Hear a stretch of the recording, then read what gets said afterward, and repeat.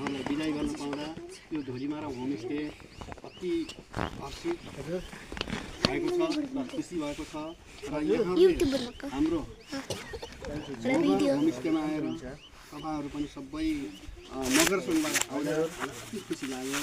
जहिले पनि हामीले चाहिँ यो मगर सङ्घ हाम्रो गठन भएको छैन, भोलि गएर गठन पनि गर्नुपर्छ हामीले, त्यसको लागि पनि हामी सोचिरहेका छौँ।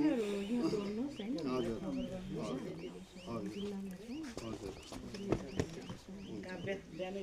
अनि यहाँहरूले दिनुभएको माया, यहाँहरूले दिनुभएको हिजोको आर्थिक सहयोग पनि मैले बिर्सेछु। यहाँहरूले दिनुभएको त्यो आर्थिक सहयोगको लागि पनि यहाँहरूलाई धेरै धेरै धन्यवाद। यसरी एकै संस्थाले मात्रै हामीलाई यसरी सहयोग गर्नुहुन्छ र यहाँहरूले एउटा मगर होमस्टेलाई माया गरेर दिनुभएको आर्थिक सहयोगको लागि अनि हजुरले दिनुभएको माया, हामीलाई सेवा दिने मौका दिनुभयो, त्यसको लागि हजुरहरूलाई सम्पूर्ण यो नेपाल मगर सङ्घ रिब्दीकोट र उहाँ त्यहाँका प्रतिनिधिज्यूहरूलाई यो धुलीमाराको होमस्टेको तर्फबाट र मेरो तर्फबाट हार्दिक धन्यवाद दिँदै यहाँहरूलाई बिदा गर्छौँ।